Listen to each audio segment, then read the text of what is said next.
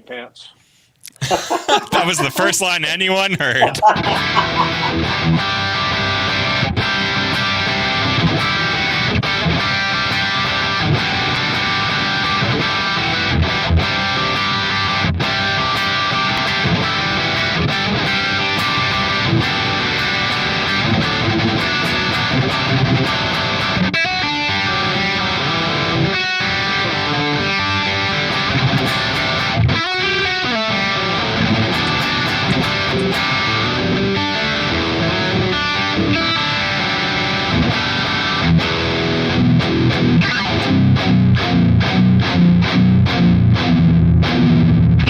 That's the wine chugs. What's up? The wine chugs. How's it going, everybody? Just figured we'd play a little intro riff to get it rolling. Welcome to this week's Gear and Beer Hang with very special guest Ben Bruce. Hey Ben, how's it going? Good. I didn't bring beer. I brought wine. Beer and wine. Sorry, I totally. We talked about that beforehand. Wine, we did decide that it was going to be gear and wine this week. Yeah. Because you have much more class than we do up here. I can't drink beer. It makes me all like bloated and fat, and everyone on the internet's already like, "Dude, why have you gained weight since you were 18 years old?" So do you do the box wine at all? Are you? Is there? No, I'm currently drinking a Bordeaux. It's nice, beautiful wine. I like I don't know. I really do like wine, so I tend to drink nicer stuff. But if there's a box of wine around, I won't say no.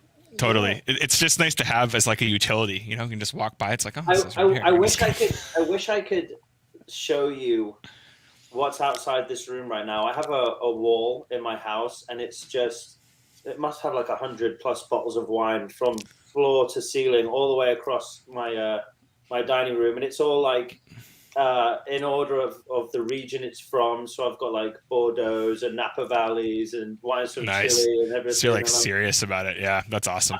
I love it. I just love wine.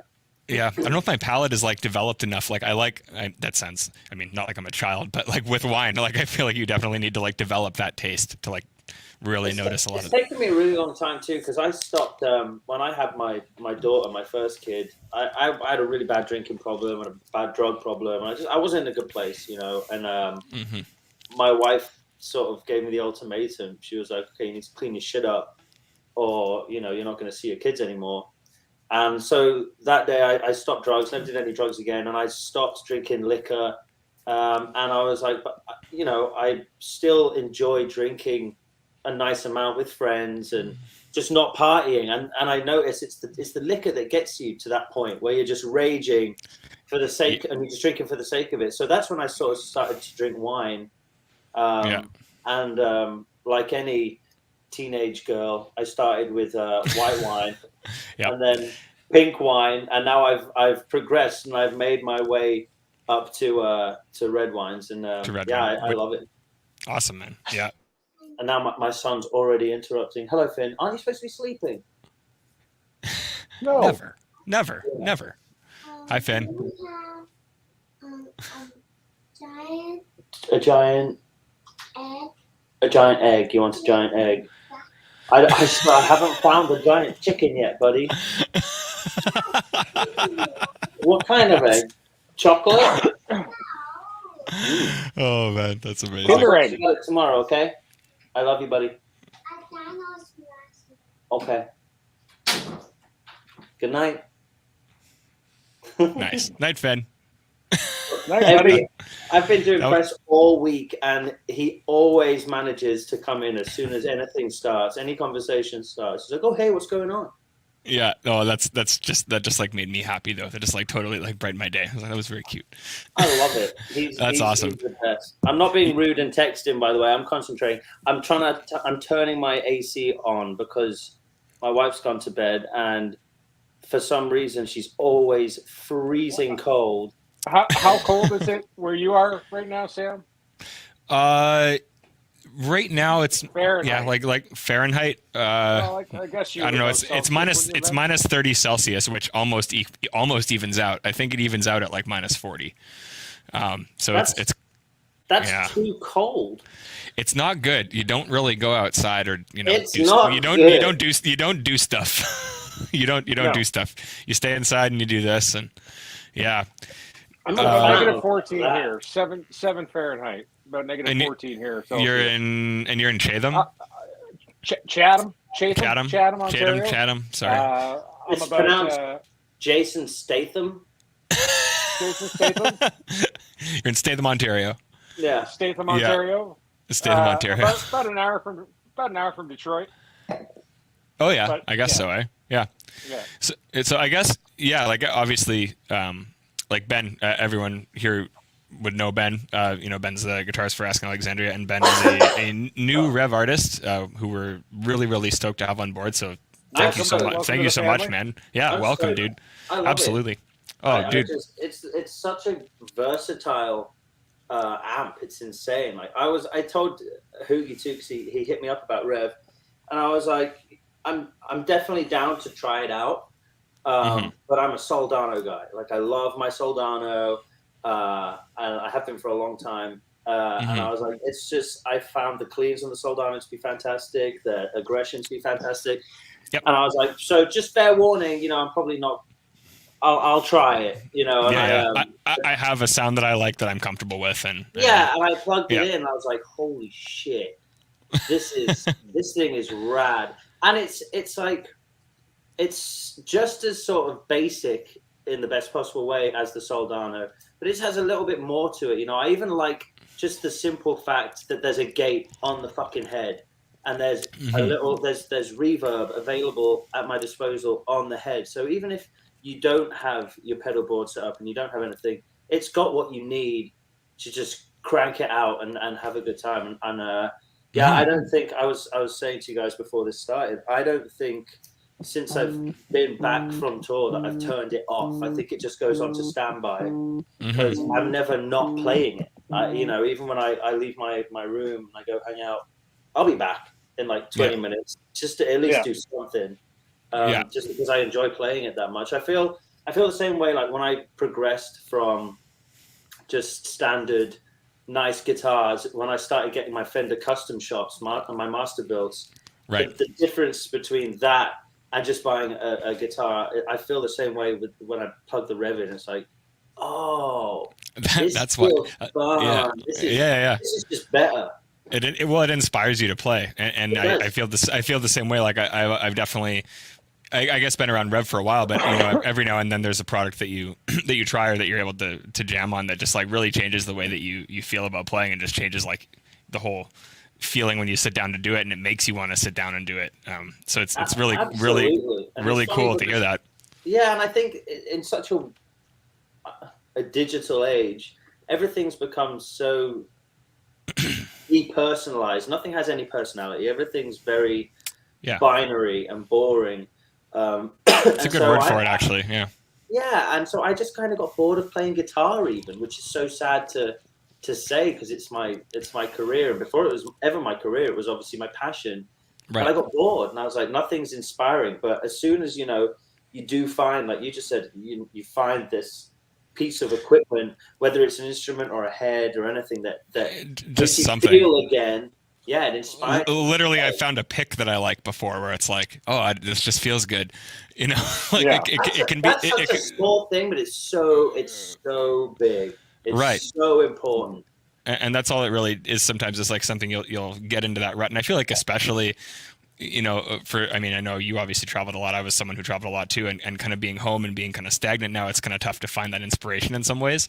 And then you stumble across something that just feels different, and you just approach it different, kind of subconsciously as well, and then it kind of forms those habits. Yeah.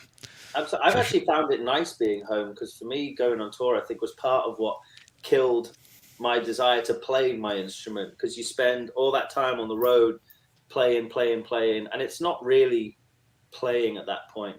Muscle memory starts to take over, and you're playing the same thing time after time, and it's fun, but it doesn't capture your imagination like it once did. So me being home this whole time, I've been playing for no other reason than I want to, when I want to, and what I want to. Yeah. And it's been quite inspiring. It's also fun being home right now too, because you're a family man. You got the kids, so they're at Yeah. that great age right now where you're taking it all in, and every day you wake up, there's something different about them. They're getting bigger. Like, I don't know, No. mine grow like bad weeds around here, man. I'll tell you what. This is kind of stupid, but I'm going to read this to you because I found it like something. So you know how sometimes something stupid pops up on your news feed, and it's like, why is this news? But you click it because all the other news is shit. I found this thing that popped up today, and it was a picture of like a bucket of just baseballs, old baseballs that had a note on it, and the note, it was just left at a batting cage, and someone found it and I guess posted it online or whatever. And the note says, "Hope someone can use some of these baseballs in the batting cages. I found them cleaning out my garage. I pitched them to my son and my grandson for countless rounds. My son's now 46 years old and my grandson's 23 years old. I'm 72, and what I wouldn't give to pitch a couple of buckets to them. They've both moved away. If you're a father, cherish these times. You won't believe how quickly they'll be gone. God bless. P.S. Give them a hug and tell them you love them every chance you get." And I saw that, and I was like, holy crap, this has resonated with me more than any of the drivel I've seen online in the last 10 years, probably, and it just made me realize how much touring takes you away from even being able to be a father. I mean, you can do the best you can, but it's hard when you're away, and being home, like you said, you wake up every day and there's something new, there's something different, and it's exciting. My youngest son's newest thing at the moment is changing every setting that I've come up with that I love on my Revv head. So that's something I'm hoping he outgrows. How old are you? He'll be a tinkerer when he grows up, just a tone searcher. Yeah, man. How old are your little ones? My daughter's 5, my son is 4, my next son is 18 months, and then my youngest daughter is 3 months. So got my hands full. Yeah. I was like, let's go for baby number 5. My wife was like, sure, you're carrying it. We have 4 sure, in our sign house, me up. Same thing. We have 4 in our house, but luckily one of them's older. She's 16, but the other ones are 7, 5, and 3. So are any of them do any of them play instruments or anything? Our 7-year-old Dylan, he actually started taking piano lessons. We thought that'd be a good thing to get him into first. They all have guitars in their room. Yeah. That's awesome. That's great. Mm-hmm. So, unfortunately, though, it's a bit more locked down in my part, so can't do anything. Much you of can that play here piano. right now, too. You can. Yeah. Play with yourself. That's about it. Yeah. Oh. Do Zoom lessons. Do Zoom lessons. Yeah. Yeah. Exactly. I noticed. Sorry. I just wanted to shout out. I noticed a wild Fluff in the comments. How's it going? Ryan Bruce is here. Good to see you, Fluff. He says his daughter's 20 now, and he's like, okay, bye, tour time. Time to go. Oh my God! I've just been sat here, and it just says, I'm like, what are you talking about? I just see private chat, and there's nothing there, and I see comments. I clicked it. There's loads of shit going on over here that I've been missing. Oh yeah, no, it's all good. I don't know anything about technology. I apologize, but now I see that there's people. There are real humans behind screens here. This is great. Oh wow. What type of Travis is our head of sales. He asked what type of wine you're drinking tonight. I know you talked about the wine collection, but what do you got going on tonight? I'm drinking a Bordeaux called Chateau Haut Pesart, which is actually it's really funny. This is a really cheap Bordeaux. I love Bordeaux, and they can be quite expensive. But I was at so my wife's obsessed with Costco and Target, and so for Christmas, my wife's mom, my mother-in-law, got my wife a membership to Costco. It's like the greatest day of her life. Screw the expensive jewelry and cars and stuff I've got. The Costco membership one Christmas, but we went to Costco the other day, and I was like, "This is ridiculous. We have 8 jugs of ketchup and a big box of popcorn." I don't get it. But then I saw the wine section. I was like, oh, this is awesome. And I was going through all the wine, and they had loads of nice wines. I got myself like a Camus from Napa Valley. It's one of my favorite wines. And it's cheaper. Like if you go out for a meal and you get a Camus, it's like $250. And they were selling it there for $70. And I was like, this is great. So I was looking at some Bordeaux, and I had one in my hand. It was like $150. And I was like, I mean, this is a nice wine. I think I'm going to get it. And one of the employees comes up to me, and he's legitimately French. Like he still has a solid accent. And if he wasn't French, it was much more believable than Steve Martin's accent in the Pink Panther. So I think he was French. And he gave me this one, and I can't even remember how much it was, but I think it was like, I don't know, $25 or something, super cheap. And he was like, get this. He was like, it's so good.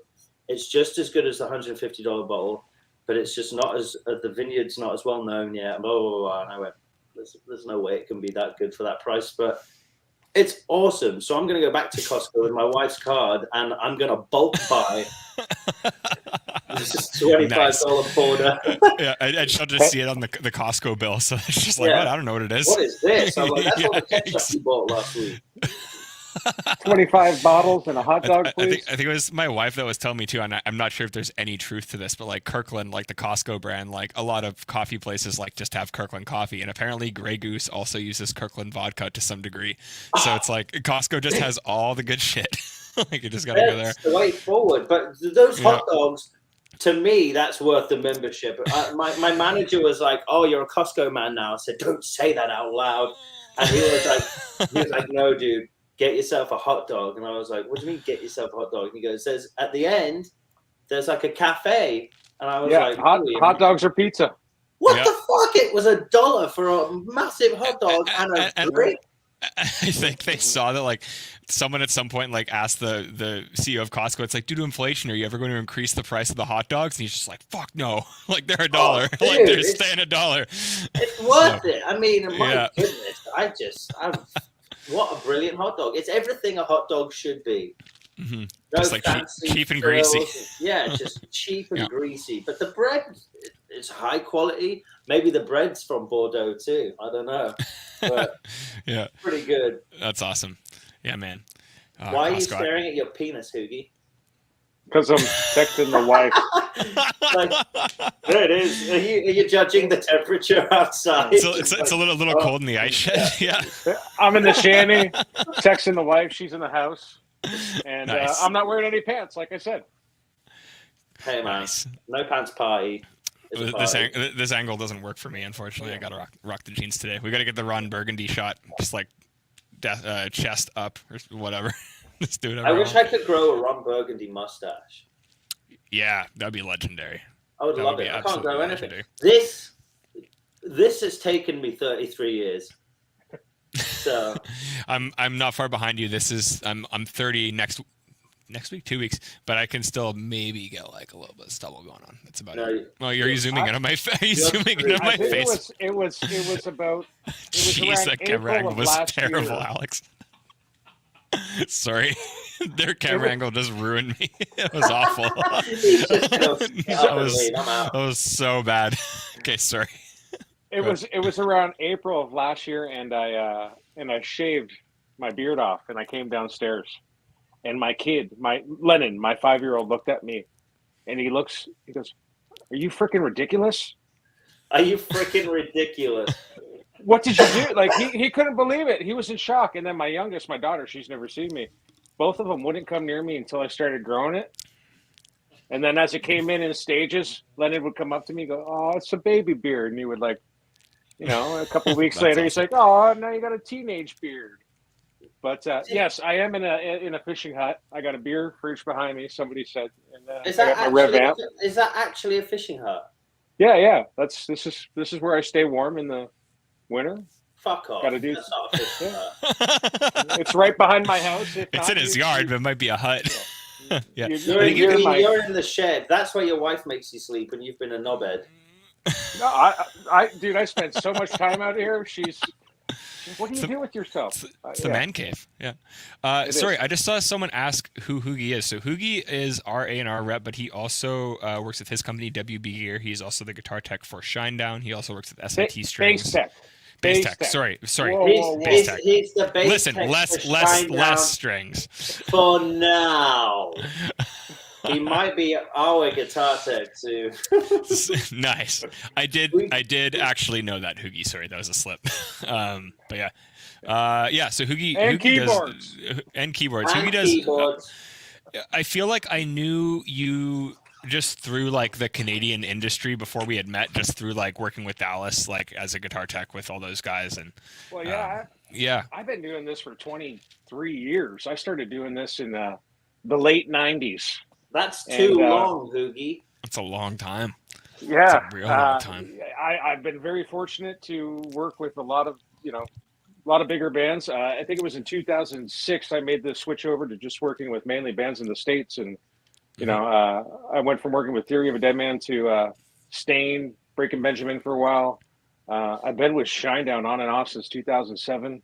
Yeah, I was with Lamb of God for 5 years, taking care of Willie Adler and John Campbell.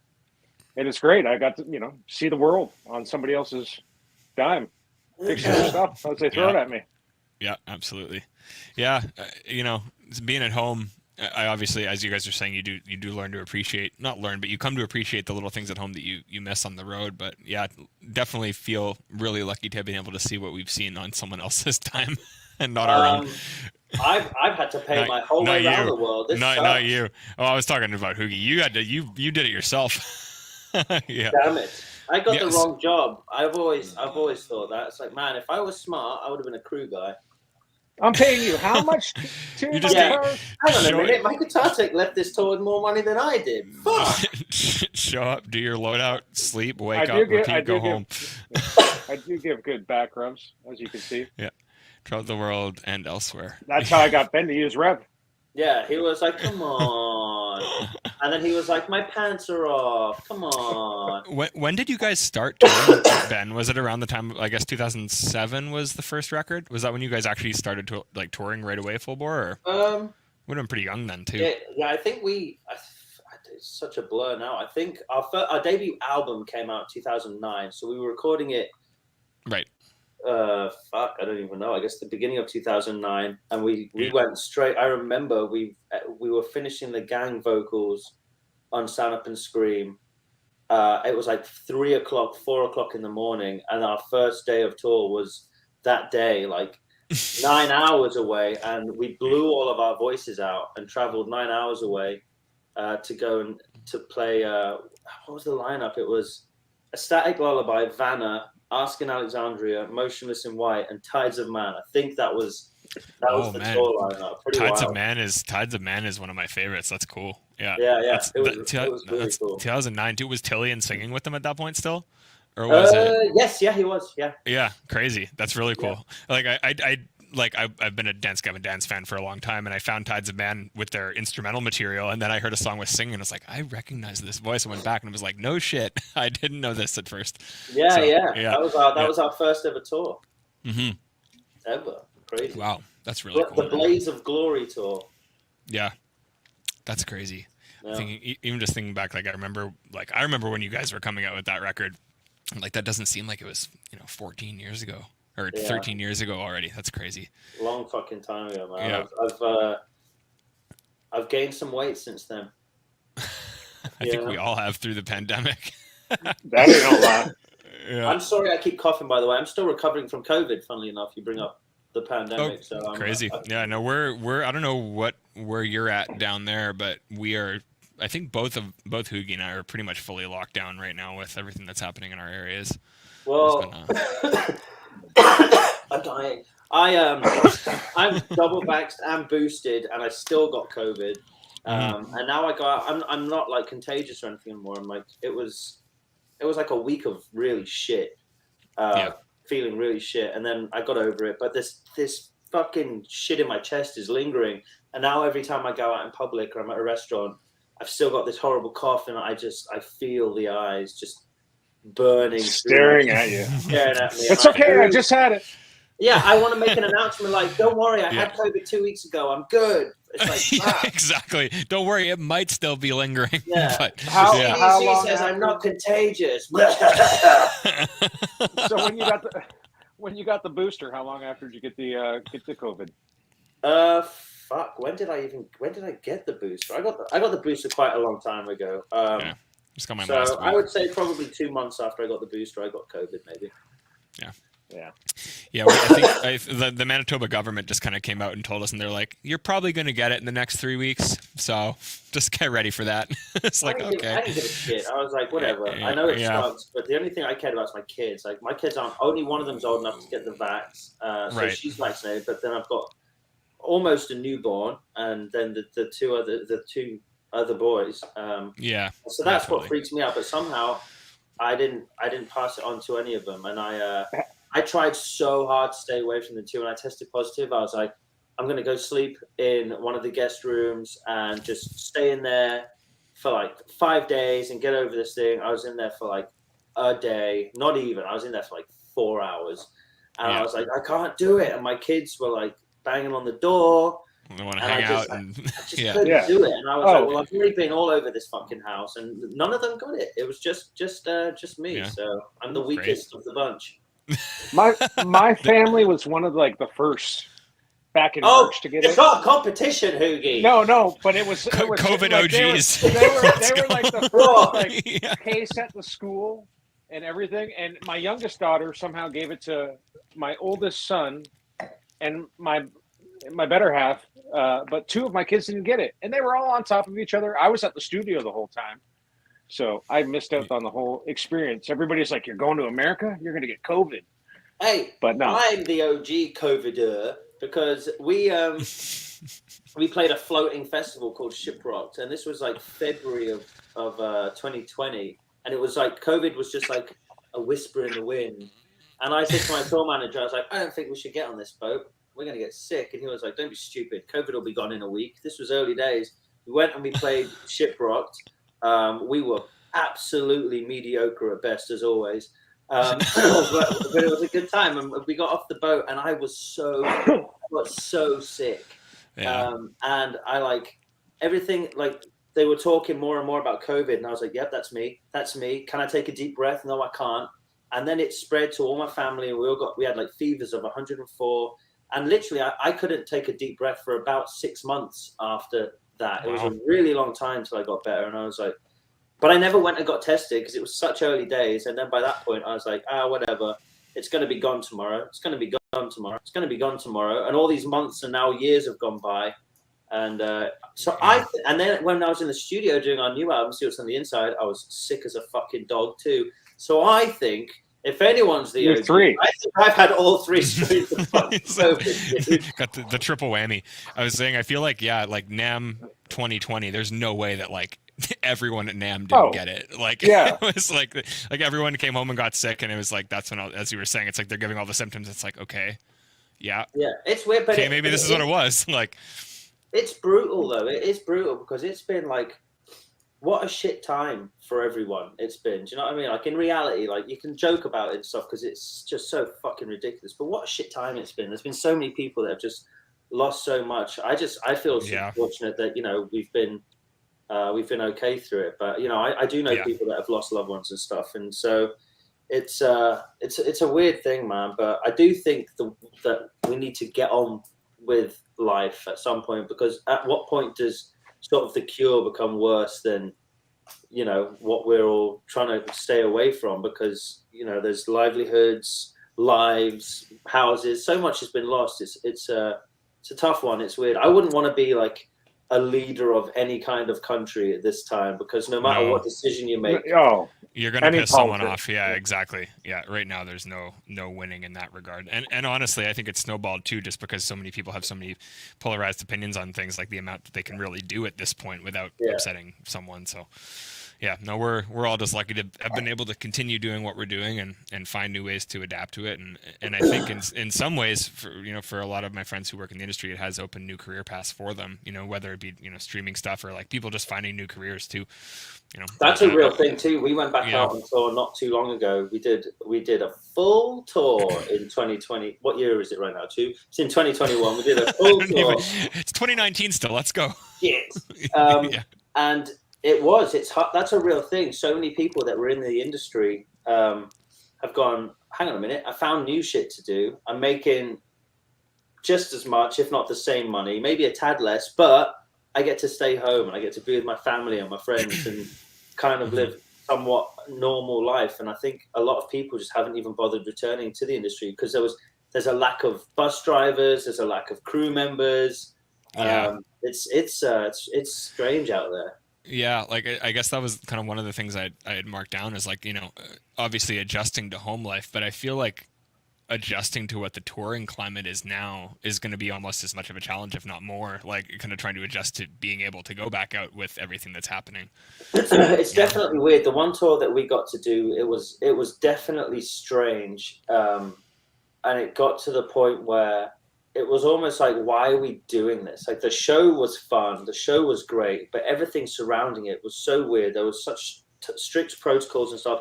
And then, like, for instance, we were out and our bass player Sam, he got COVID, and we were like, "Oh shit! So what happens now?" And he got thrown off the tour and told he had to stay in the city we were in. So he stayed in Vegas, and we went on without him, and he just stayed there for 2 weeks in a hotel. I was like, "This is shit." It's definitely a weird time. It was worth it because the shows were awesome, but it wasn't worth it at the same time because everything that goes with it, the fun, the sense of freedom that a rock and roll show is supposed to bring, that wasn't there. Yeah. So it was getting to see your friends that you normally see in those cities doing. Yeah. Absolutely. I was fortunate to do 30 shows last year with Shinedown, and it was I guess it was the fall of bass players catching COVID because the gentleman I tech for, Eric Bass, who lives down the street from Ben, he tested positive, and we had to get a fill in for him to keep the machine rolling. But yeah, I'll tell you what, he came to my Christmas party, and then miraculously I got COVID.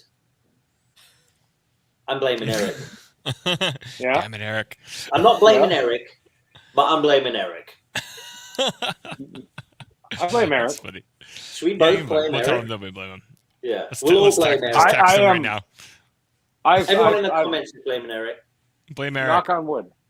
I haven't gotten the vid yet. It's been in front of me quite a few times, but Yeah, no, I haven't either. I feel like it's been like an obstacle course, but it'll happen at some point. So, yeah. I kind of feel a sense of relief having had it. Yeah, I that's kind of the thing too, eh? Like, I'm sure you can still. I mean, I'd have to look. Well, I think I've had it 3 times. So I was going to say, I think you can get it twice, but I feel from like to my some degree. Yeah. if you get it 4 times, you get free healthcare for life. So over here in the States, that's a bonus. Well, I get free healthcare for life now. Yeah, well, listen, show off. No. But you have to take a listen. PCR I test didn't a week say before I didn't say that it was good or that I could get anything that I needed on Hey, time. But it's free. Ben, So- Ben already knows how horrible. Ben, my situation. Oh God, yeah, I can't. That's and thanks for sharing that picture with me over a fucking $1,500 meal. Oh, Jesus Christ! Maybe you should pay for your healthcare. Yeah. I saw a couple people asking us to talk about some gear stuff. So, yeah, we may as well. I mean, I think the nature of this is obviously just hanging out and shooting the shit. But yeah, so I guess if anyone does have any specific questions pertaining to gear or anything in that regard, feel free to ask. So one of the questions is, what has been like? I'll amend this a little bit. What has been like from the G120 that the SLO doesn't have? And I'll kind of start this with, like, you kind of did touch on this earlier, but like, you're a big SLO fan. Would you say that you have like a sound that you affiliate with your playing, like in terms of amp characters? Like, was there a specific amp characteristic that you were always drawn to, or was it just that you tried an SLO and that you liked it a lot? It's been trial and error. For me, I put the SLO on and it just had such an attitude. It was just so sick. And I was late to the game with my Soldano. I only just started playing a Soldano like just a few years ago. And so I was late to the game, and that was already when I think everything was watered down with digitalized music gear anyway. So when I put that thing on, I was like, woo! And I give that amp the credit for revitalizing my passion for real gear, real amps. And I went on a deep dive into pedals and guitars, and I started just getting just so much more gear. So I give that amp, that head, a lot of credit. But first and foremost, like my big passion from when I was a kid is blues music. So right. And you can hear it in your playing too, which I do like. Like that character does shine through a lot in your solos in the Asking Alexandria songs, which is a really neat flavor for sure. I love that. Yeah. Well, thank you. And you know, I'm a huge blues fan. And when I got the Revv and I turned it on, it just, to me, it had like a warmth and a familiarity that the Soldano didn't have. And so while the Soldano was great for like thrashing about and playing songs like Alone Again, or something off Metallica's Black Album or something like heavy and fast, it's great for that. Like hairier tones, yeah. Yeah, and even the clean channel on the Soldano is great, but it's not. It just doesn't have what I love about blues music, which is that it's like a warm, cocky tone that blues musicians have managed to find. It's like this weird, like, honky upper mid character that also is really fat at the same time. Yeah, and totally. And the guitar when you have that tone, the guitar sings. It becomes the voice of the song. And I found that in the Revv. You know, I found it was just a little bit more versatile because I can get those horrible, nasty fucking distortions just scream and yell bloody murder when I want them to, you know, a la Alone Again or Through the Never or what have you. But at the same time, I can dial it all back and jam some BB King or sit here in my room and play some Eric Clapton. And that was something that I thought that the Revv had that the Soldano doesn't really, that I don't get out of the Soldano. Cool. Yeah, I find the same thing with what you said. Like, I am definitely a big fan of SLOs, and we have a Mesa Barba amp here. I think that is kind of modeled after SLO too. And there's definitely something about like like the hairiness in the mid range that for that type of sound, it's like that's the sauce, absolutely. But it doesn't. No, there's the Mesa Barba. They found it with the camera. Right. But it's like this certain roundness in the mid range that is bright and like expressive, but does have a certain girth to it that you see a lot of blues playing. Yeah. You know what's cool too? So when I was younger, my dream head, I had a Hughes and Kettner Mark II. I still have it. I love that amp. But when I started Asking Alexandria, I was still playing through it, and it just wasn't aggressive enough for what we were doing at the time. But I loved it so much because it was a great blues amp, and it captured what I like to play in my personal time. So I've never found a head that's matched the Soldano in the aggression phase and the Hughes and Kettner in that warm, bluesy, sort of sensual phase that it has. And I genuinely, you know, I really think I've found that in the Revv, which is so crazy to me to think, because it's, you know, Rev's it's newer. You know, we're not. Totally. How have you managed to create something in such a short period of time that it's taken, you know, Marshall and Soldano and Mesa? They've mastered their sound, which I think is great. But the versatility of the Revv is next level, and it's not. You don't lose out on either end of the spectrum. You know, it's not like, well, it's kind of good at it all. It's really fucking good at it all, but it's just. Oh man, cool. That's really, really kind of you to say, man. It's really cool to hear your feedback on that, because that was definitely, like, I think when we started, and I'm not the one who designed the amps by any means, but like I know when Dan started, it certainly was more of a metal sound, and I think at first the perception was that it was just a metal amp, and I think the focus with the Generator 120s, even the previous generations, was to make an amp where every channel excelled at what it did, and it was separate from the other channels. Like, it wasn't like everything was really similar. Like, everything had a unique voice that you could use. So to hear that, it absolutely does. Yeah, it really does. And it's not subtle. It's not subtle. You know, there's very distinct differences between each of those channels. Do you like? I guess it's for different things, but like between the red and the purple sound, like I find the purple is a little bit more. Kind of like more modern hi-fi, like a kind of a mixed 5150-ish type sound, whereas like the red is a little more saggy, low end, a little more sharp. What do you like, kind of for like a rhythm tone? I do tend to fuck. If you look over there, well, you can't see it now, but it's on the. I'm going to turn my whole fucking computer around. Oh, dedication! It's on the purple channel, And I like they're with my Soldano too. I like the purple channel, but I do tend to find if I want to do something, I like to mix and match them both, you know. So I like to have like my left channel be purple and my right channel be red, and it just gives them both a distinct tone, but together you get something slightly different. You know, you do get that low bottom end and that rumble that the red channel brings, and then I find that the purple channel is just a little bit more crisp.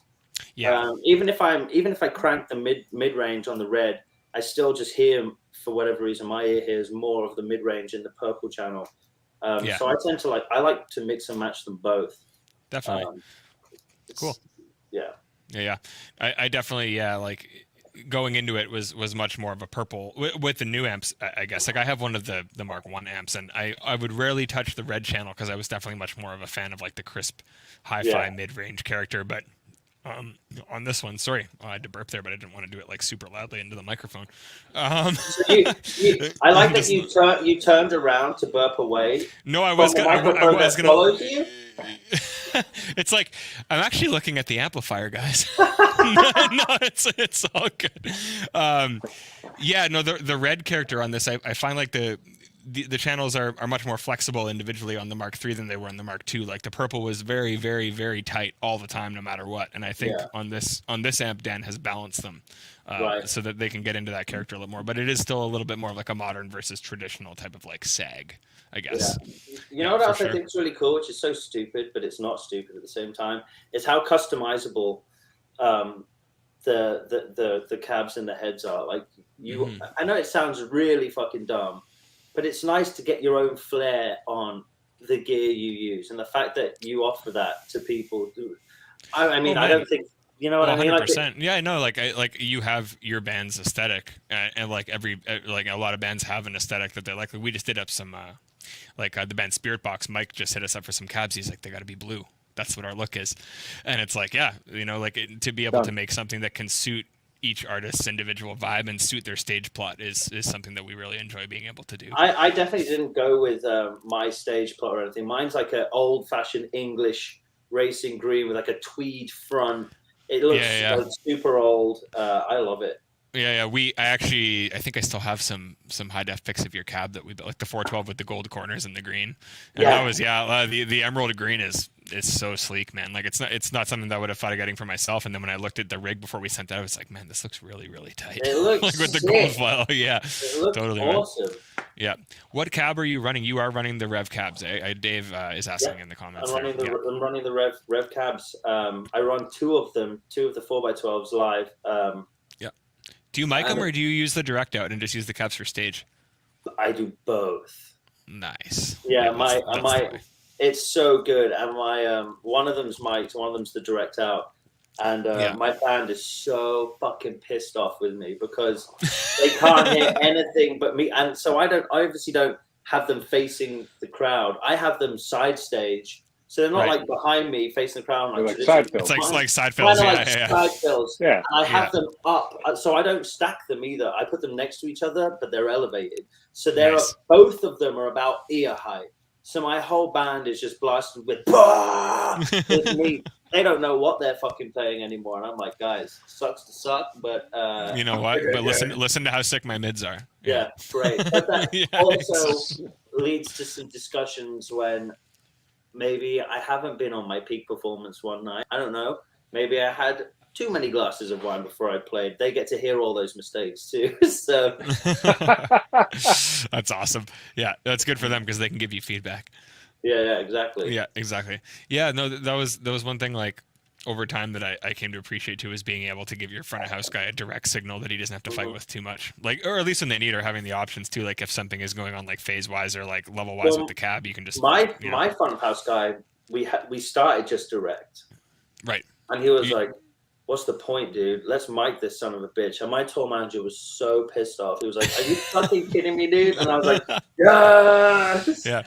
Well, even like with intervals when we were touring, it's like we would bring cabs. Like we like the feeling of having stage fill. Like you can feel a difference for sure, whether your sound guy's using it or not. But also for a lot of the kids that are at least in club venues, standing up front where the PA is just going to go right over their head, and if there's no stage fill, they're going to get a shitload of cymbals and kick, and that's it. And I need that feel and that rumble, man. I'm one of those stupid musicians that we obviously run in-ears, and I'm one of those stupid people that wears one.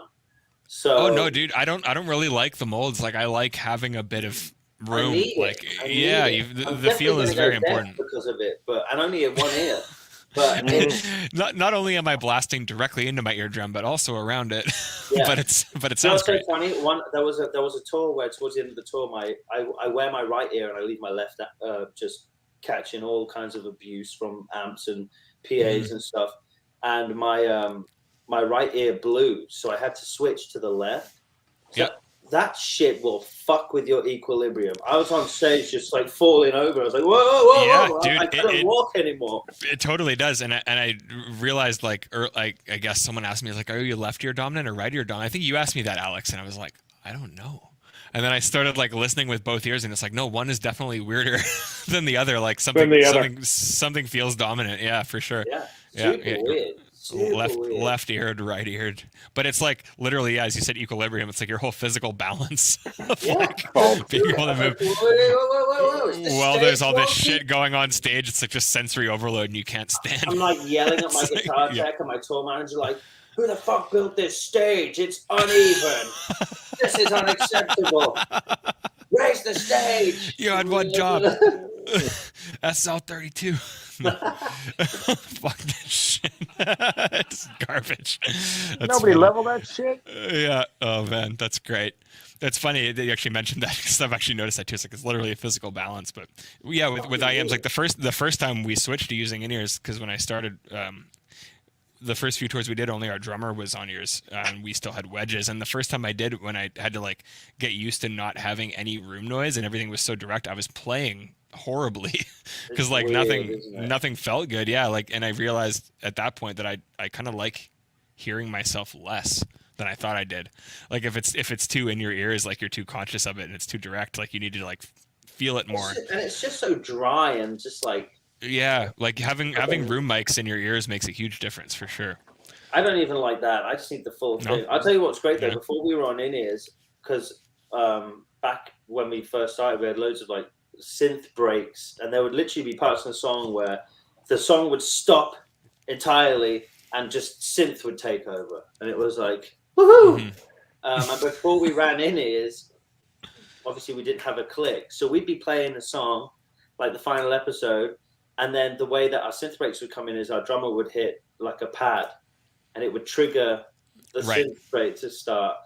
And oh my god, just always the wrong tempo we'd be playing at. And then the synth would go, oh shit, is this how we should have been playing? And then he would go to like hit it again to stop it, or like he would like double tap or something. So then it would play twice, and there'd be the double layer. And we're not on in-ears or anything. No, it just sounds like it's out of phase. And it's like, which one do I play to? In-ears are a game changer. You need in-ears. That's amazing. Yeah, it's enjoyable to not have them too for reasons like that. Yep. Yeah, definitely. It's nice to just raw dog it sometimes. Just go with the wedges. That's disgusting. Me and Hoogie have never raw dogged it. We don't have 4 children each. Nothing falls out in my house but the couch. Listen, guys, I've only heard that term through audio ever, so I don't know what you're talking about. I don't have children. So, a couple months from now, he tells us he's having one. Yeah. So, yeah. For my 30th birthday, we had a child. Pretty good sweet. gift, though. Yeah, that'd be great. Honestly, yeah. You guys make it sound like a lot of fun. So, it's the best. I have actually, I have a couple friends who, like, through the Dallas camp, Hoogie, like Darren and Jer both had kids over the pandemic, and like, they've been having just the best time at home with them. Like, cause with their last, like, I think they luckily were both able to be home, like with the breaks, like when their kids were born for like the first year of their life. But I feel like I would have such a hard time not being there for that. Like, it kind of seems like the time for that to happen during the pandemic. Yeah. I'm always away too. So we obviously, because of the pandemic, we haven't toured in fucking forever, except for the one tour we did last year. And so I'm off all this time. So February 2020, we play our last show, and we're off all the way until September 2021. That's a long fucking time. And I played 2 festivals and a tour. The 2 festivals were on my daughter's birthday. So I missed my daughter's birthday. I'm like, of course. And then I went back out on tour and missed my son's birthday and my wife's birthday. I'm like, how have I been home this entire time? The 2 festivals that get booked are on my fucking kid's During birthday. that time. Yeah. How's this happened? I think my fucking manager does it on purpose. He's like, watch this. This is really going to piss Ben off. Look what I can make you do. Yeah. Yes, exactly it. That's I'm funny. gonna miss some birthdays. Gonna miss some births. Let's Gonna just miss make some sure. birds, probably. But I also feel like that seems to happen too. Like my wife has like within a couple weeks of her family, it's like her mom's birthday, her birthday, another cousin's birthday, another thing. It's like it seems like with certain families, there's just this stretch where they're all just like in a row. Yeah, there's a season. What does this comment say? Asking Alexander needs to come to Edmonton. You guys, have you played Edmonton before? Yeah. Maybe. I Yeah. think so. I was gonna say I feel like you guys have been there. You've probably been through to Winnipeg too. Yeah. You know what happens? We don't get to book where we play, and for some reason, North American booking agents we have like a booking agent for like the world, and then a booking agent for North America. They're separate, and the North American booking agents just care about America and never want to go deal with the pain of going through the border into Canada. Yeah. And it just happens less and less, and you ask to go. And it's just hard, you know. And I think Canada makes it really quite difficult for people to get in. Yeah. Like we've gone through borders before, and it's like one of our crew members has had a DUI from when they were like 17 years old. They're now in their 40s, and they don't let them in because of the DUI from when they were a kid. And I'm like, oh, so now I don't have a guitar tech. What the fuck? Yeah, there was a couple bands I won't say, but like where they had like, you know, weed charge from when they were in high school. Yeah. And Canadian Border Guard will not let you in. Yeah. For any reason. Hard. Yeah. Yeah. I mean, it's good. Like I love Canada, which is so funny because everyone's like, "What do you mean you love Canada?" But I do, and you know, I think part of that, you know, they keep it safe from what I know. You know what I mean? It's like, sure, maybe it's not a big deal, or maybe it pisses some people off. It's like, hey, man, I think a lot of countries need to be better at making sure that their country is safe for their people, and I just think Canada do a thorough job, you know. So I have no qualms with it. I've got family and friends that live in Canada, and I love it. I love Canada, so I would love to come back more. Yeah, well, we'd love to have you come through here next time you're up here, man. That'd be great. Yep, it'd be really cool. Fingers crossed. I think the last time we played Canada was it was with you, wasn't it? We hit a few dates on the Shinedown run. No, I don't think we ever did some shows, have we? Yeah, we did. We did. Maybe they didn't let you in, you bastards. I think you went out with Papa Roach in Canada. Oh, was that what it was? I think it was you guys and Papa Roach, and it was before the tour we did with Shinedown. God, I can't remember. I spent so long just trying with strictly Shinedown or Papa Roach that the tours have become much. I swear we did Canada with Shinedown though, because I remember we played like. Did we? It wasn't like an arena, but it had like stalls, and it was a Shinedown because they had the smaller production. It was like a B-rig Shinedown show. It was with the exclamation mark. So it was with Papa Roach and Shinedown. Hoogie, you're fired. You are fired. Oh well. I guess one of the things I don't remember. One of the things we were going to ask is like, I mean, obviously how you guys had met, but like you've done a bunch of tours together, I guess, like over the years. Yeah. Yeah, that's awesome. Yeah, we've done the US, we've done Canada, and we've done Europe. Yeah.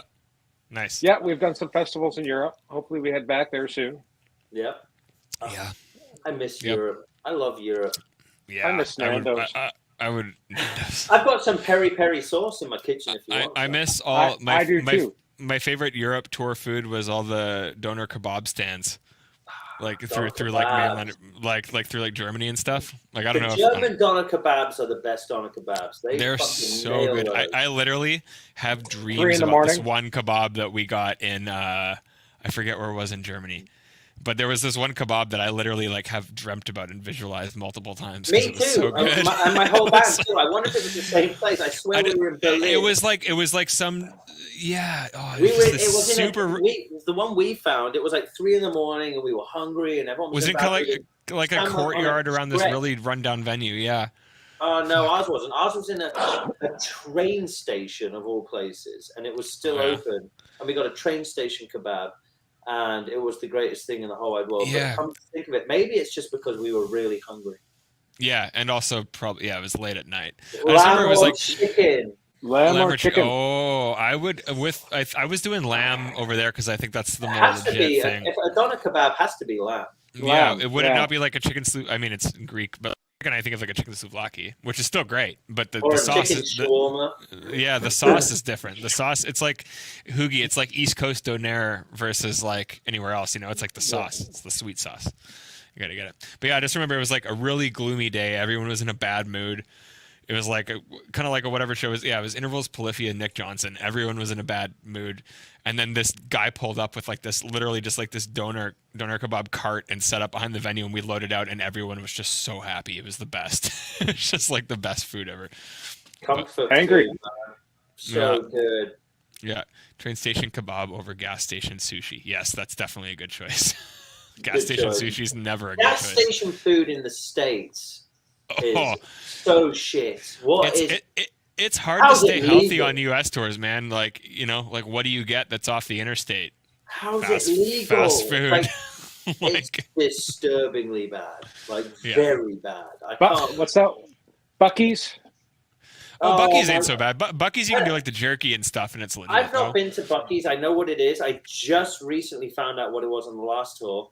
And apparently it's this huge thing. It's a massive petrol station. But all my crew came back one night. I was up drinking some red wine. And the tour we did was during COVID time. So band weren't supposed to go on crew bus. Crew weren't supposed to go on band bus. No cross-contamination. But I hang out with my crew a lot more than I hang out with my band because I'm really bored of my band. I've been friends with them for so long. So I hang out with our crew, and I get to have different conversations with these people. So I would hang outside my bus and wait for my crew to be done all tour and annoy them when they were loading out. Like, hey, you guys cool to talk now? It's like, no, dude, still loading gear out. I'm like, oh. And there was one night I'm waiting outside and I must have missed them loading because they all came back in Ubers. And I'm like, where have you motherfuckers been? You didn't invite me or anything. And they all were wearing Buc-ee's merchandise. I'm like, what just happened? They Ubered to a Buc-ee's and came back. I'm like, you Ubered to a fucking petrol station and you bought merchandise from it. Whoever made Buc-ee's is a fucking genius. I was gonna say, like, I feel like it's like transcended gas station, and it's now like this just like cult following of people who just worship Buc-ee's for like it's like the bulk section and the meats, like the beef jerky and stuff that they got is like, it is great, I'll say, but like it has like this huge like hype following now. It was definitely odd. I was like, literally, I'm pretty sure I saw more Buc-ee's t-shirts on that tour than I saw Asking Alexandria t-shirts. So doing something wrong. That's amazing. Just like the little beaver dude, with little teeth. Yeah, your little play. That's awesome. Yeah, cool. What else have we got here? Oh, there was one thing I wanted to ask. One thing. So, you did some acting with American Satan and Paradise City. Is that something that you have always enjoyed, or was this something that kind of was? I know like a lot of it was with Asher Vildson and all that, but was it circumstantial, or was it something that you had kind of wanted to pursue? It was completely circumstantial. I'd never had any interest in acting. Quite literally, my childhood revolved around music. I didn't care about anything else. And also, funny enough, I was really shy. So like, drama at school and any school productions just was a no-no for me. And having to talk in front of people, didn't like it. And even when I started playing live, I would just look down. I'd just look at my guitar. I didn't, even now to this day, a lot of the time I'll spend staring at the back wall of a venue. Yeah. Because it's daunting. So acting was definitely nothing that was ever on my radar. It was circumstantial, but I ended up really enjoying it, and I thought, I might want to pursue this. And then again, that these 2 years, I managed to stay home and just hang out with my wife and kids, and for the first time ever, just be a father and a husband, and not be Ben Bruce, just be Dad or Ben, you know. And it made me realize, like, I don't want to pursue acting. I don't want to pursue anything outside of asking, because anything I do outside of asking just takes me away from this. And to me, it's not worth it. So whilst it was a really fun adventure, and I did enjoy it, and I've made some, I think, lifelong friends from those two different projects. It's not something that I want to pursue just because it's. Yeah, but I'm sure it was something like that. Just because it was different, it was probably something that was really fun to explore, and at least to try really and was. see. It really was, and it was scary, you know, and it was exciting, and it was new. And you know what? If something crazy came up and knocked on my door, and I looked at it, and I was like, "This is really cool. I have a connection with this," you know. Yeah, I would entertain the idea. It's not like I hated doing it. I loved doing it. It's just right now, anything that takes me away from my family, to me, is just like, I don't want to do it. Even touring, I'm like, fuck, like, I don't even know how I'm going to readjust going back out on the road. Well, I feel like that kind of ties into another thing we were talking about too, is like, like the adjustment to that type of lifestyle almost will be as big of an adjustment to what we are currently been put into, you know. It's just like kind of the back and forth, and once you're settled into something else, having to readjust again. Like it's a lot more polarizing in terms of that, and maybe we just needed the pandemic to put that in perspective, though. I think, because like I feel like a lot more people are having these kind of revelations where it's like, no, this is what I like, or this isn't what I like. It's insane what this pandemic has done, because I look at, like, okay, as just an example, I was watching the Grand Tour last night. If you don't know, it's a car show with Jeremy Clarkson, James May, Richard Hammond. It's a fantastic show, and I was watching. They were doing a special, and they were going across Madagascar, which I think is a French island off of the coast of East Africa. Yeah. And I'm like, a lot of first world Western countries look at places like that and they go, oh, third world countries, look how shit their life is. I'm watching this thing now, and I'm like, man, look how great their life is. Like, I obviously understand that they have struggles and stuff that we don't have to deal with, and we've got like medical care and stuff like that. But I look at these documentaries and shows where people are traveling to these countries, and you know what? They're always fucking happy. They're always smiling. They're surrounded by friends and family. Always, they live together. They stay with their family. They stay with their people, and they work to they live. You know, they live off the land, and they work to provide and enjoy their times with each other. And I'm sat here thinking, man, Western civilization and Western cultures have dictated that we must work until we die. And we work, we pay taxes, we get a mortgage, we do this, and that's it, you're done. And I think we forgot how to live a real life. And I think this pandemic, it's given a lot of people an awakening, like, holy fuck. Like, what have why I been doing? Why did I like this? No, exactly. What have I been doing for the last 10 years? Like, shit. Yeah, absolutely, man. Yeah, it's crazy. It's like a huge shift in just like day-to-day life, and then people realize it's like, what the hell is going on here? Like, it's not. Yeah, it's cool. Odd.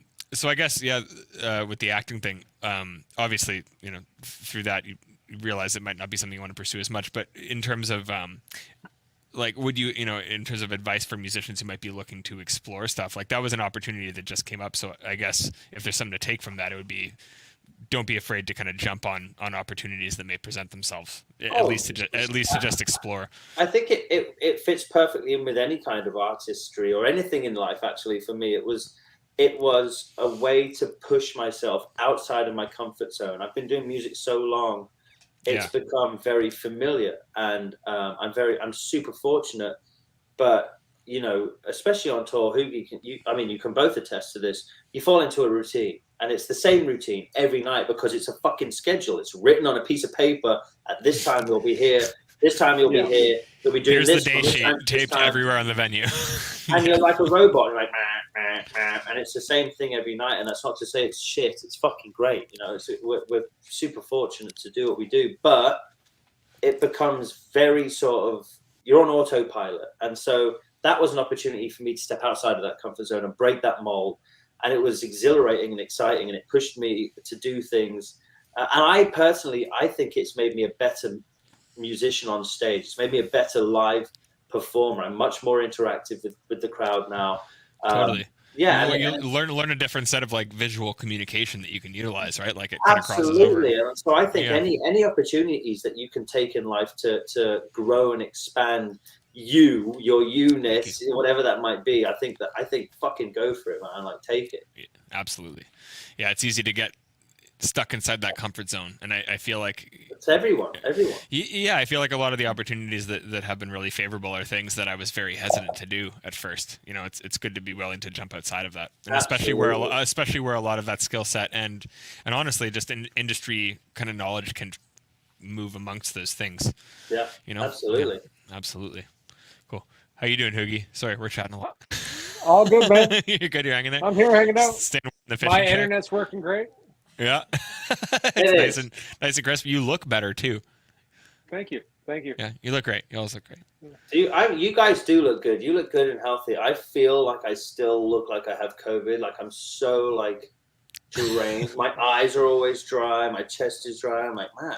It's funny. I was just talking today about like with all the snow and stuff and like how cold and dry it's been. It's like, man, I just feel like I need to like, I don't know, just like burst out of this.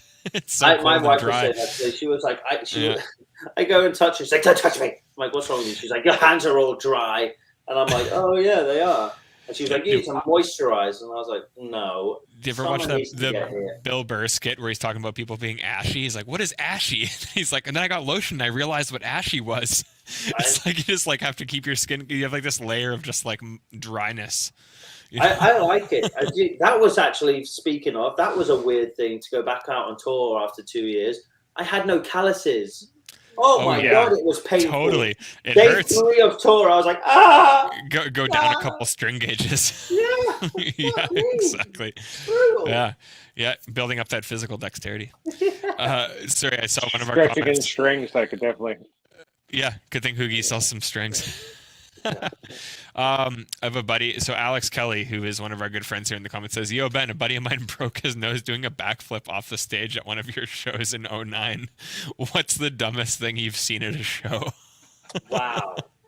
That's great. That's if you know Alex, that comment doesn't surprise me at all.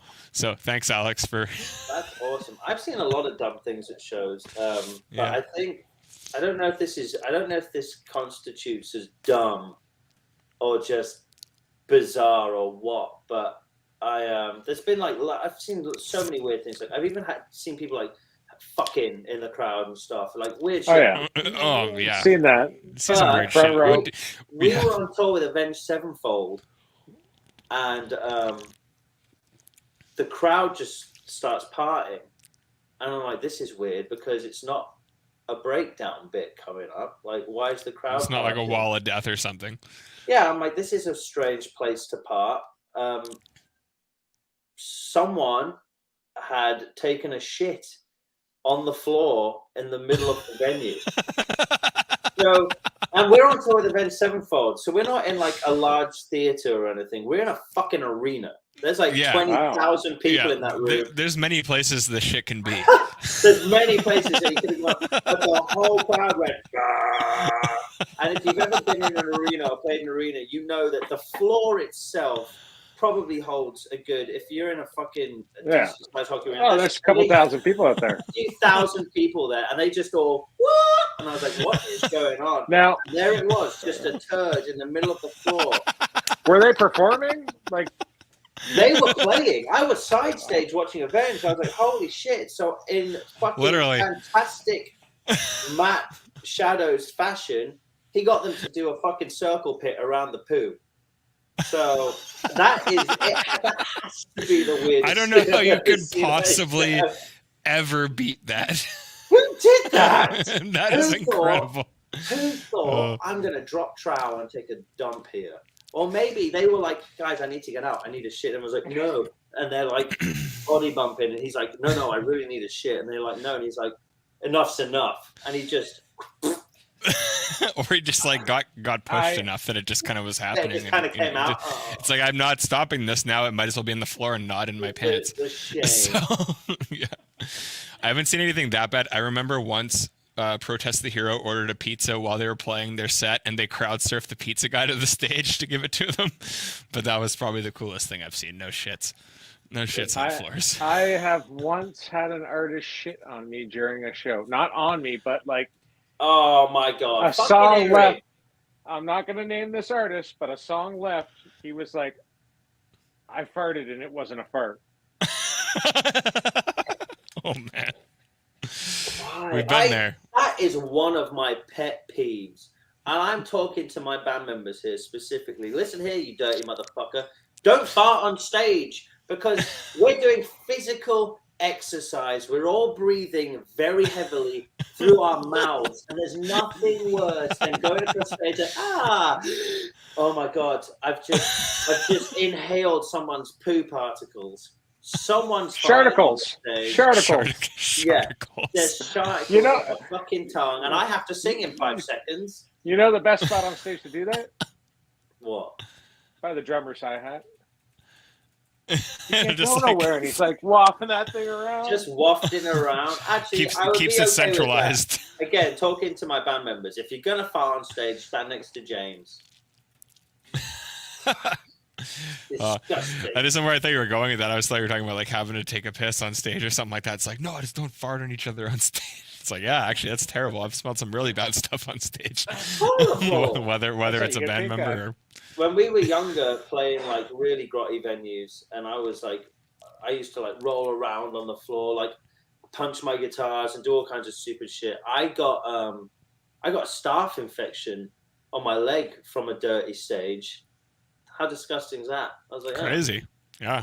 Where was that? Do you remember where it was? Somewhere in the States, it had to be. I do remember where it was. I can't remember what the place was called. It was in Ohio, though. I don't think that makes sense. There anymore. That's it.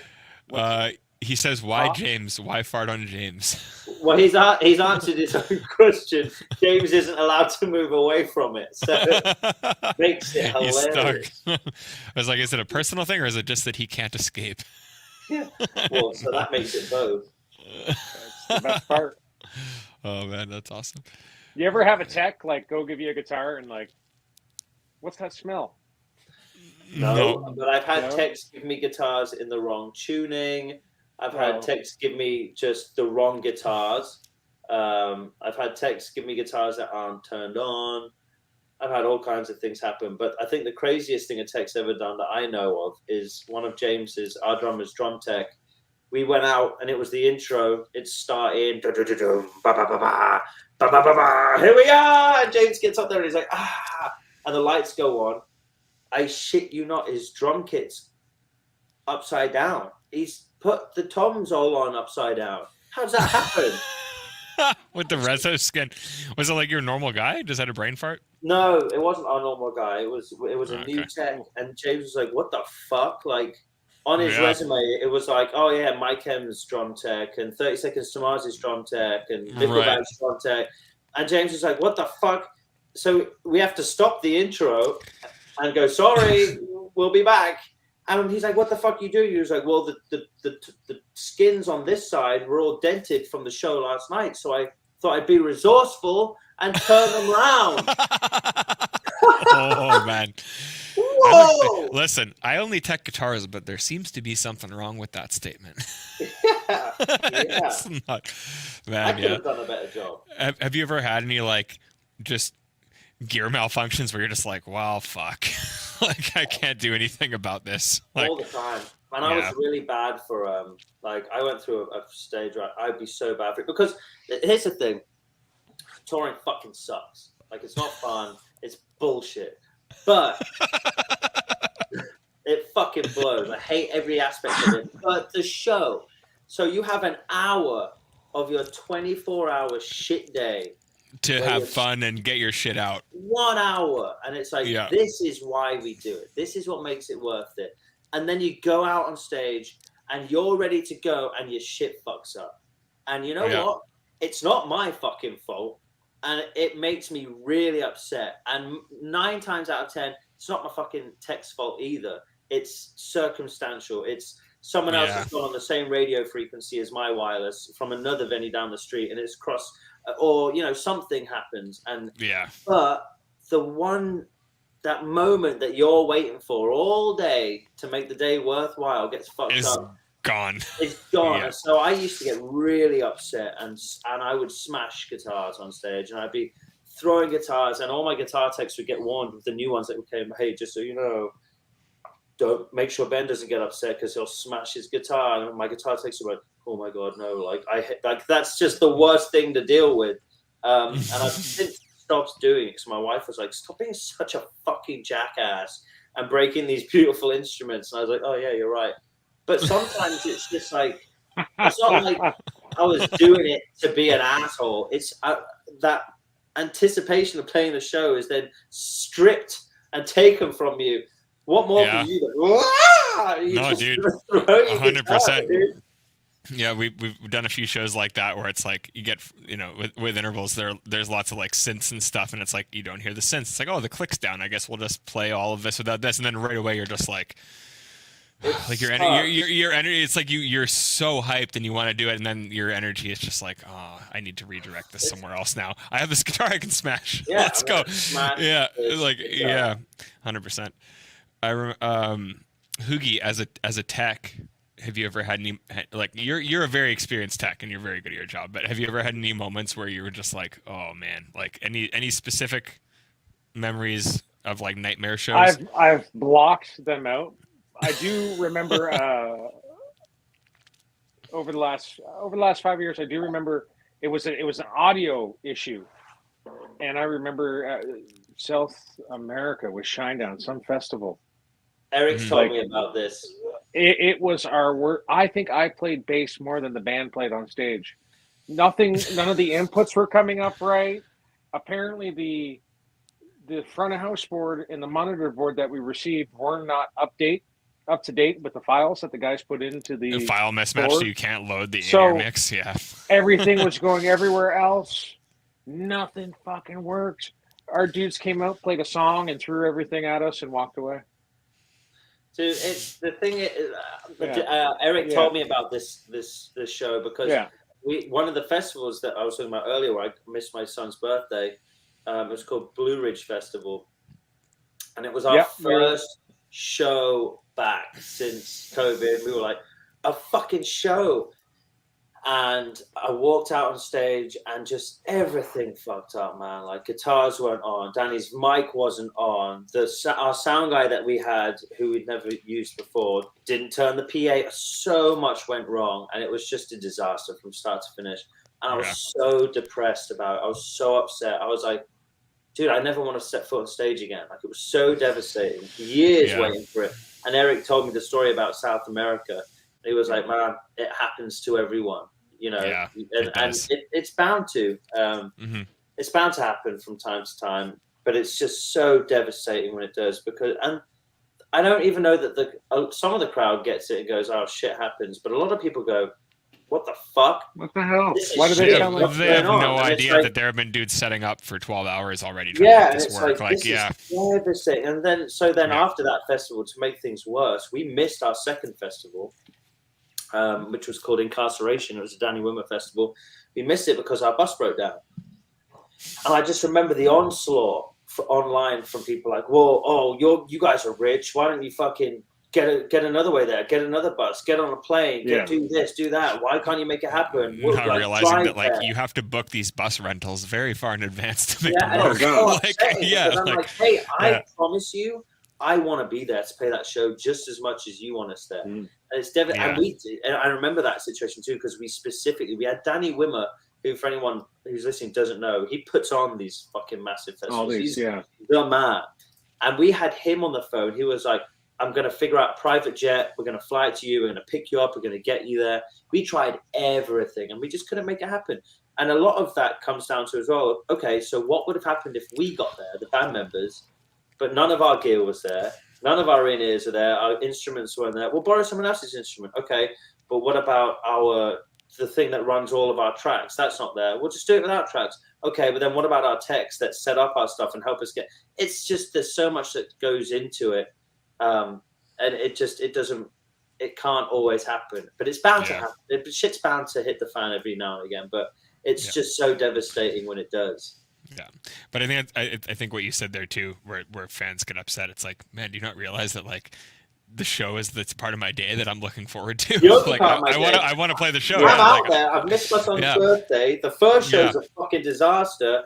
Here I'm like, let's get to incarceration. We can't now. Like that's shit. We're totally. Sitting in a dusty fucking swamp lot for like 3 days with no AC on the bus trying to get fixed before we could even get home.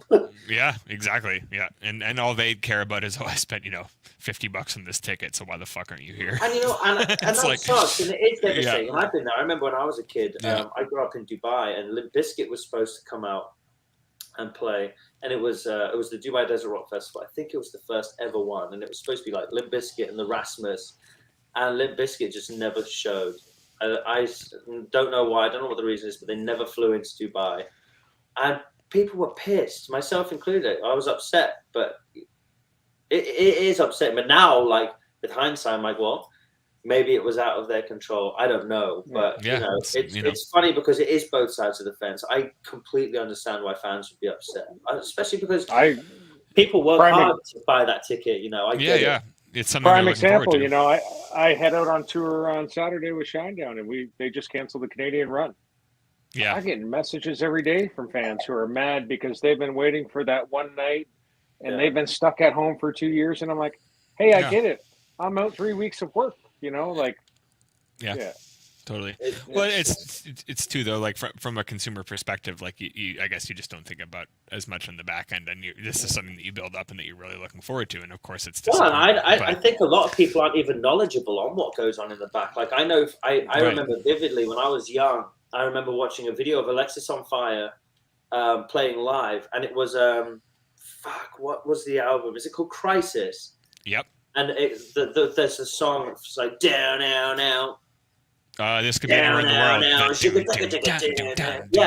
This could be anywhere in the world. Yes, and I remember watching this live, and it goes bam, bam, bam, and they all come back in and played at the same time. And this was when we had already recorded Stand Up and Scream, so we were a professional band. And I was like, I remember watching this YouTube video, going, guys, how the fuck did they all just come in at the same time? And we were rewinding the video, watching to see if the drummer was going on the hi-hat. And we were like, he's not counting them in. He's not even counting them in. And we didn't even know about in-ears. Right. So, it's like, how are they hearing something? Yeah, so I just think a lot of people just don't know. We didn't. Yeah. And how can I expect them to know when they're not, it's like exactly it. Yeah. And I feel like doctors feel the same pain when patients go in and go, well, I Googled this, and so I have this. And they're like, hey, listen, motherfucker. Yeah, exactly. No, that's exactly it. It's the same thing. Like, we don't know. But at the same time, like, based off their understanding and knowledge of what's going on, they're obviously disappointed with what's happening. So it's like, you get it because based off their perception of the situation, of course, like, you want to go to the show.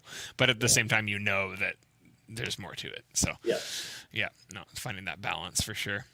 What are the comments here? No winter driving. Yeah. Oh yeah. Have you done, I guess, well, Hoogie's obviously in the Canada winter. Have you ever had to do a winter tour over here? Of course. That one was Shinedown. That was the winter one? That one was Shinedown that you didn't fucking remember. No, we've done so many winter tours in Canada and Europe, and the snow tours are the worst. And Canada gets fucking cold, but Europe, I remember one tour, we were on like the budget bus because we didn't have enough money to get the nice bus. And I remember being on tour, and it's just feet and feet of snow.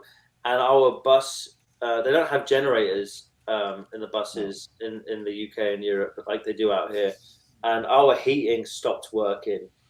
And we weren't at a venue to plug into shore power.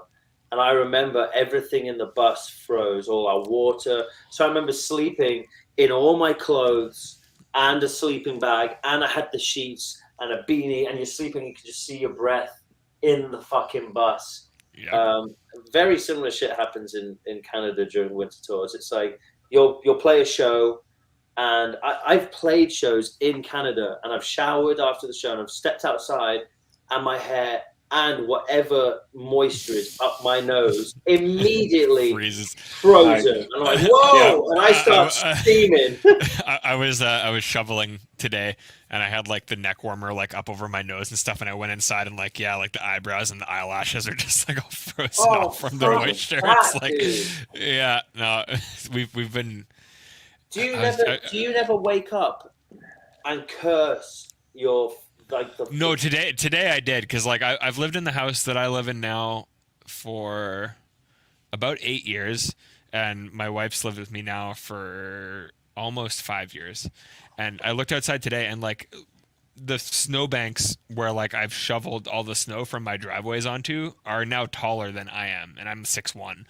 And today I was like, I don't think I've ever had to deal with this much snow, like ever living here. Like it's been crazy. Yeah, like, but like, even then, even in perspective, like I think in the last 10 years, this is probably the most snow we've had. Like this year has been insane. See, and we've had nothing. It's been muddy and that's too much. Like I was gonna say, do you ever wake up and just curse your ancestors for choosing to settle in an area like that? Like, dude, my family chose to move here. From where? From Halifax, East Coast Canada, which also gets snow. But I was, like, I will say, like, it does. My wife's in the doorway, just like, you think you sat in your office drinking for 2 hours talking to dudes about music, and I've been sat up there with 4 kids? Hey, let her know that I left my better half in the house with 4 kids too. It's Hoogie's fault. It's Hoogie's fault. Sorry, Hoogie. I'm gonna throw into the bus Kelly on that right now, and tell her to tell Eric to fire Hoogie. Listen, I do this every Wednesday, so I'm just chilling. You guys can do your thing. But this is my thing. He's just trying to get me fired so he can hire me. It's true. Oh, right. So he's trying to scoop you up. Hey, listen. I know. Oh, do you guys just make me disappear? What did you just do? Oh no, it's the devil horns on the side. The devil hand. I was gonna say, hey, I know another guitar tech. If you can hire Hoogie, it's all good. Are you a guitar tech in Canada? I am actually. Yes. I actually genuinely need a new guitar tech too. Hit me up, dude. No, Hoogie's the absolute man. I was joking, but it was funny. We were talking. Hoogie doesn't want to work with us because I just quite simply don't have enough money. I never said that. Hoogie needs those big bucks.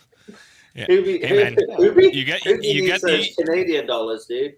Yeah, the Canadian dollars are the medium dollars because they always do this. Dollars. Are they less? Are Canadian dollars less than American dollars?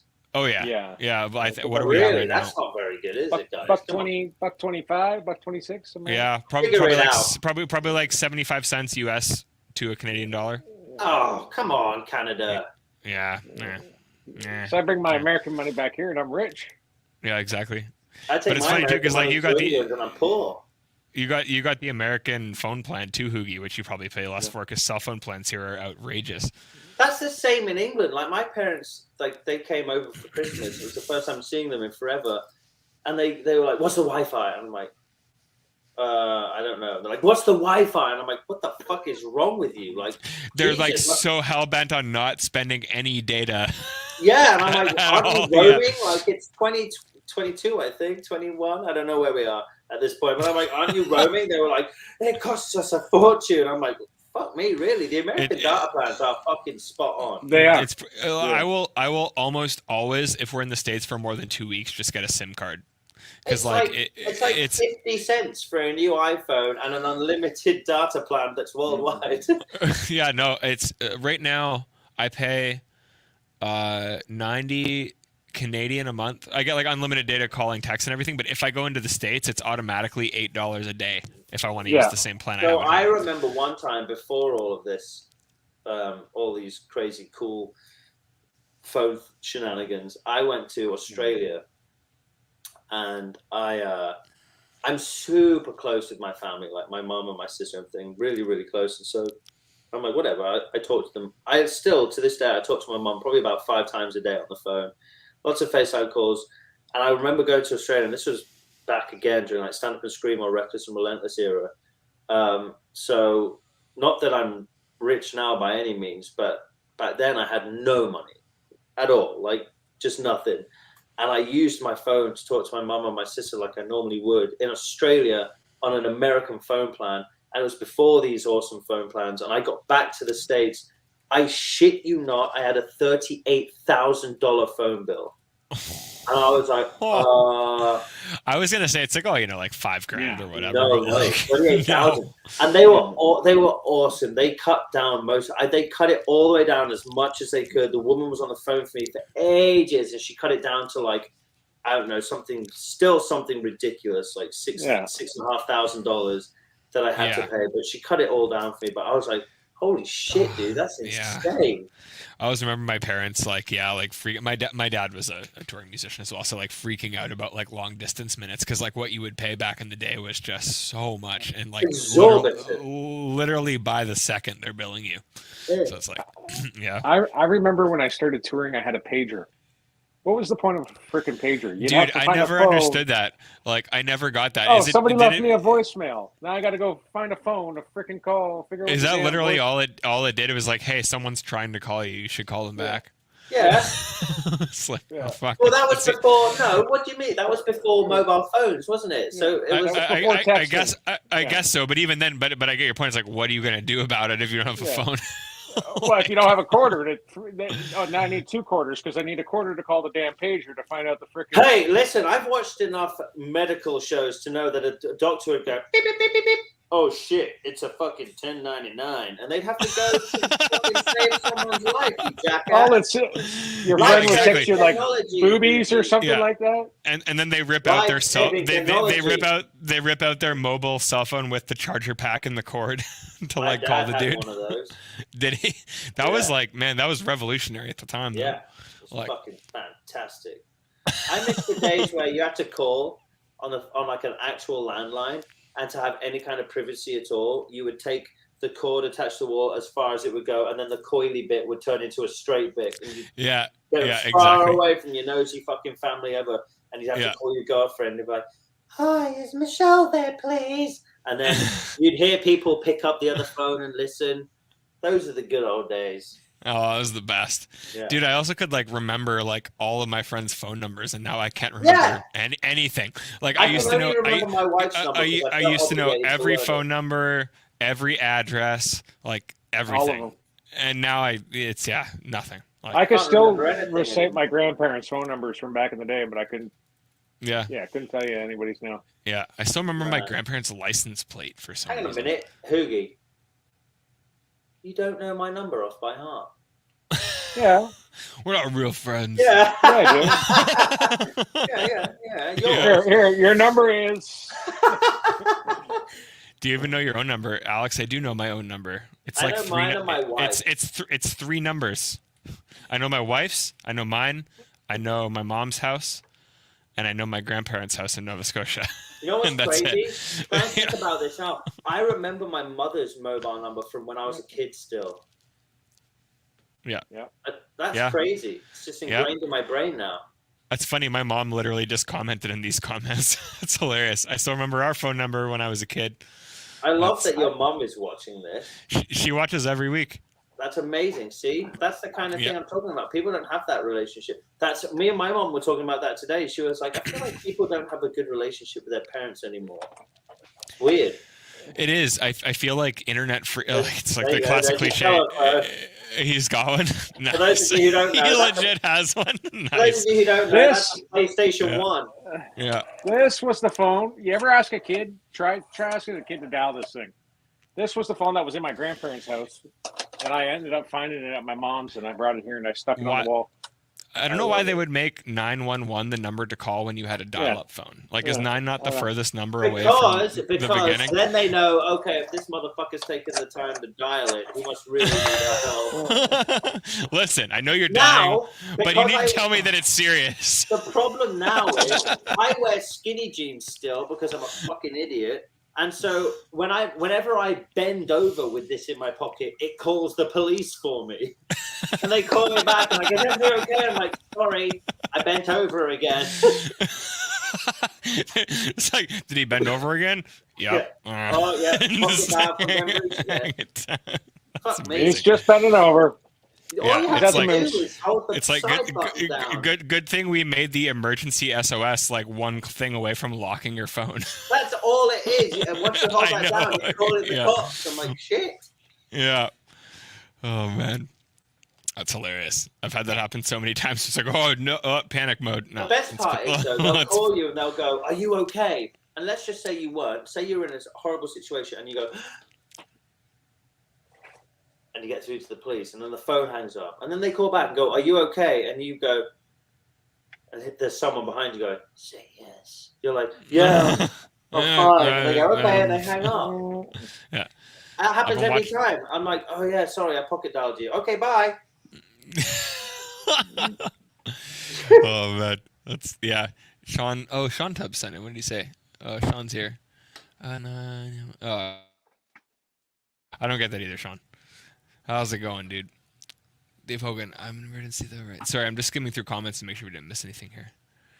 I do watch every Probably week. Yes, missed you do. loads. This is a music conversation, and we've mentioned music possibly once.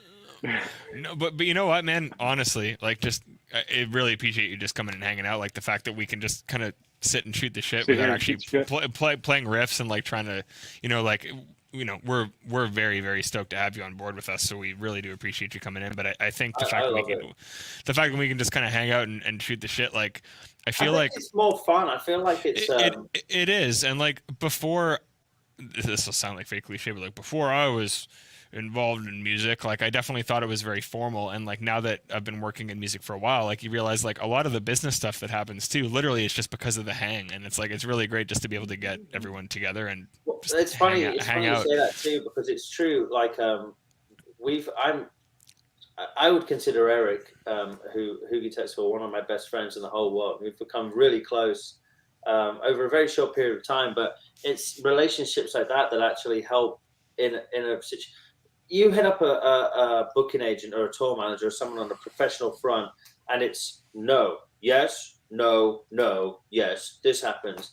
As soon as you cut the bullshit and it's less formal and you talk, more shit, cooler shit ends up happening, And it's Yeah, just like, totally. There's more freedom with it, and people are more themselves, and that's when that creativity comes out. Like, there is a degree of business that needs to happen, but like I feel like a lot of people think that like behind the scenes stuff that happens either with bands or with gear companies or whatever, it's like all these guys sitting down. It's like, okay, we're gonna make this, we're gonna do this, and it's like, no, let's just hang out and have fun and make a product that. Well, that's how all the good seems stuff like we comes enjoyed about it. anyway. Exactly. Yeah. Like make a product that seems like we enjoyed making it, and it wasn't like we sat down to just like.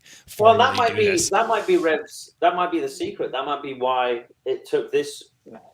That was my biggest turn on to Revv. Yeah. Just the people who worked here, working next to people like Dan and Derek and yourself, Sam. The quality, the craftsmanship of the amp, and quite frankly, just the tone. It's fun. Yeah, it's fun. It's most important, man. It's fun. I think nowadays, especially if you're not doing it because you really just want to have fun doing it, then you're not going to have a good time. Just got to have fun. Yeah, absolutely. It's a shame. It's a shame where music has sort of gone to, and I feel like such a pompous prick saying that, but it's just. What have you been? What have you been listening to these days? Yeah, that's the problem. That's why I feel like a pompous prick saying it, because I don't. There's so much new stuff that I'm coming out where I'm like, I don't get it, and I don't get it because there's no song there. It's just like there's a formula now that people follow, and it's totally fucking boring, and I don't like it. And that's what kind of inspired us to go back and start using heads and pedals and record our new album the way we recorded it. It was I don't want to rely on all this overproduced bullshit that computers give us now. I want this to sound like a band played it. And like I feel like obviously the accessibility that like young musicians and aspiring musicians have now to like you can download whatever artist's pack for your Axe Effects and have their tones and like all that stuff, and it's like that's amazing for like the home, like the kid who just wants to get those tones and play and just sound like that, and that's awesome. And it's an amazing time that's so accessible, but at the same time, as you're saying, Ben, like that takes a lot of the character out of the process because it's so easy to get something that sounds good right away. Well, and it's so funny too because I was listening to I bought a new car recently. I had to buy a dadmobile because one of my kids Nice. goes to school on this island and my other kid goes to school on this island. So me and my wife both needed parental vehicles. So I bought a new car, and with it came a free subscription, like a 30-month trial to Octane, to Sirius. Serious. So I was like, fuck it, yeah, I'm gonna put it on. And you know, they do a great job of flying the flag for rock and metal and showing people new talents and new bands and keeping things fresh. And they're not just playing, you know, Bodies by Drowning Pool over and over again. You know, they're playing new shit. And it's cool. And it's great. But I love that song reference. But I did notice, man, everything. I couldn't differentiate between songs. I was like, oh, fuck. It's the same guitar tone. It's the same drum samples that are being used. It's the same vocal chain. It's the same everything. And I was like, oh, wow. Even on the same record, like I kind of miss when each song had its own character and it wasn't like, hey, we're going to track all the rhythm guitar. We're going to track all the rhythm guitars this week with the same sound. That's exactly what we did in our new album. Everything was different. Every single song has a different chain, different heads, different pedals, different guitars. It's like some songs, it's like this section of the song needs a different guitar and a different head. And even within one song, there's 5 guitars and 3 heads and fucking... No one does that anymore. And when there's different characteristics sitting in the sections of the song, it's not like the same rhythm guitar tone is going to work for everything, right? Like, exactly. but you have good engineers nowadays that can work with it enough where it's like, no, we'll just reamp it with this and like whatever. And like that was one of the things I really did notice actually with like I was over the past couple of days I was listening to the new record quite a bit just to get kind of get amped up for this, and I noticed that there was a lot of diversity within each song, like sonically, not just in terms of not in terms of like I mean obviously in terms of the writing too, but actually in terms of the tones and the mix and everything. It wasn't just like this is the sound of this record, you know. I wish we had documented it better because we went to town on that shit and we spent a fortune on it. So we would go and we'd be like writing a riff and I'm like, the riff isn't right.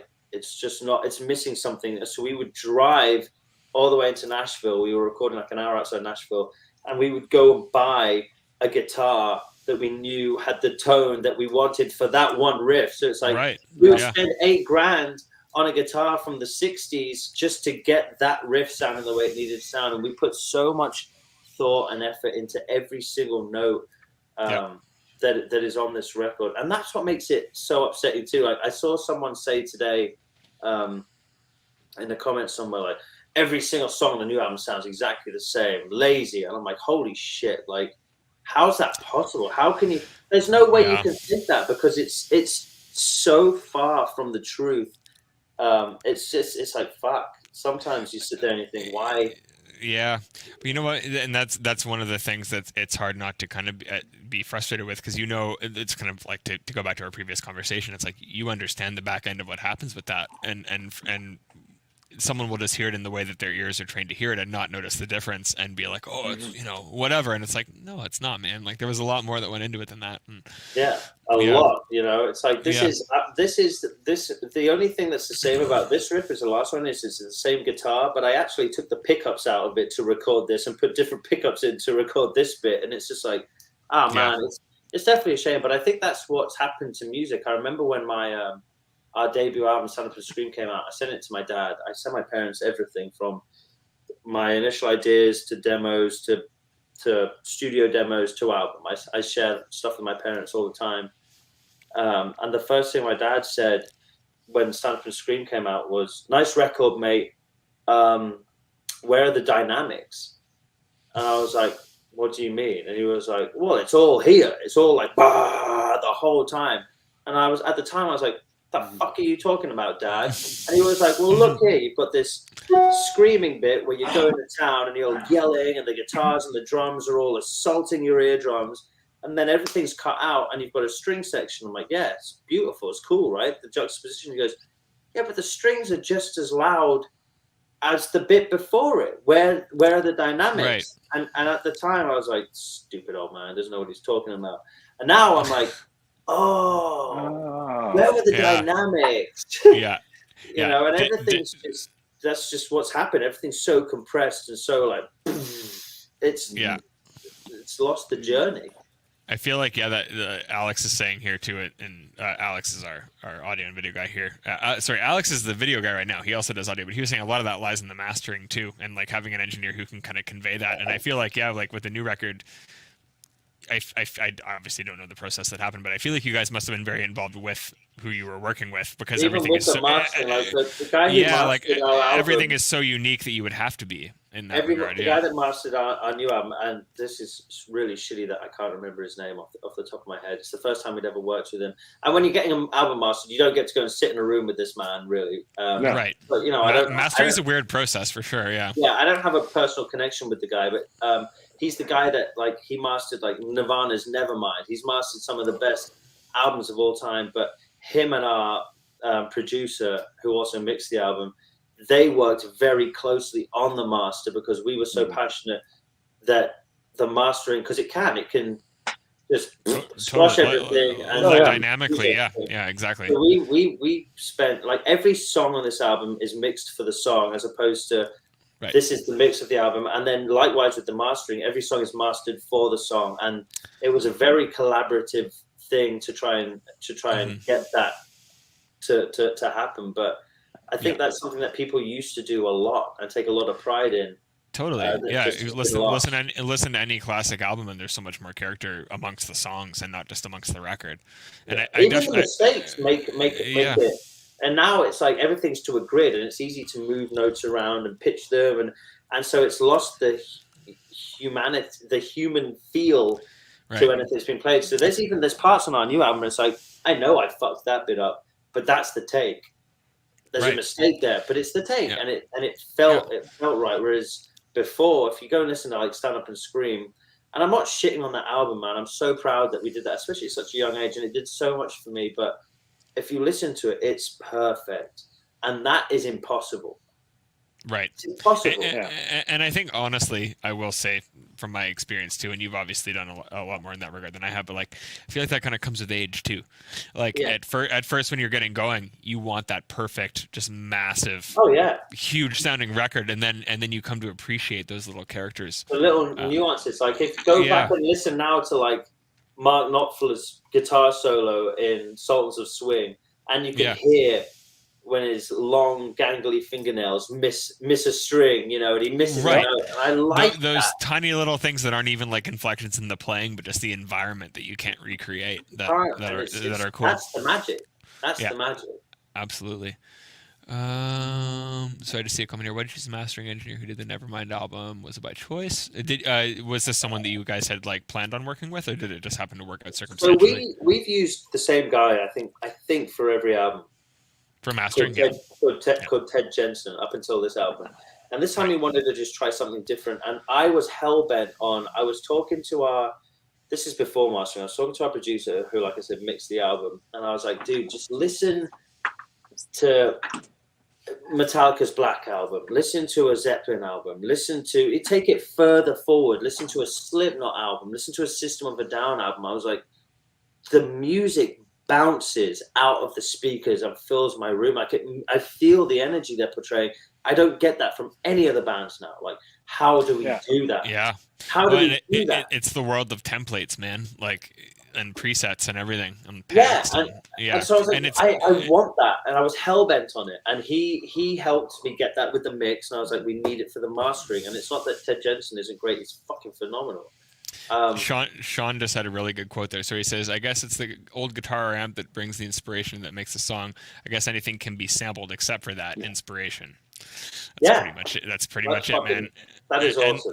And that's literally what we talked about, like literally from the beginning, where you're talking about having the amp just kind of on where you can come in and play it. And it's like when you have an environment where you can just sit down and just feel good about what you're playing, like everything else can come after that, Yeah. And that was the thing. Like, that's why we went with this new guy to master, because I was like, I mean, the guy's done a million records, and again, I don't have a really close connection with this guy, so it's hard for me to remember all the records he's done, but I remember looking at his resume and thinking, fuck, this is like album after album after album from back when albums they jumped out the speakers and slapped you in the fucking face. Like, whoa, holy shit. You know what I mean? Like, yeah, and man. I wanted that. Yeah. I genuinely, I think we got that. I remember when I got See What's in the Inside, our new album, back before anyone had heard it, mixed and mastered, and I put it on in my car. And I just remember listening to Alone Again, which is the first single that ended up coming out on that record. And I remember listening to it and just being so over the moon with how it sounded. Not my work, not my songwriting, but just the sound. And then the guitar solo came in, and I remember physically laughing.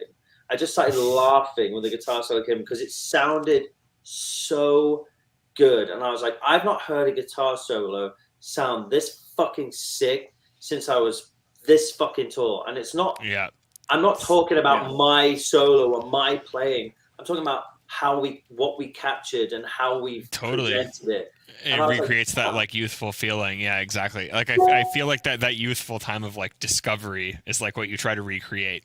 Yeah, and I fucking loved it, and I was so stoked. And it's like I can sit down and find you in 5 seconds flat 5 million guitarists that are better than me, that can play out. You're fucking probably better than me. Do you know what I mean? Just like play out the ass, but people don't take the time to just fucking play the guitar anymore. They're like, exactly. They're like, look how good I am at playing the guitar. It's like, yeah, but you're not playing the guitar. You're just fucking. I don't know what it is you're doing, but you're not it's also in the age of like TikTok and Instagram stories too. It's like, hey, how sick of what can I do in a minute that's going to make people like this video?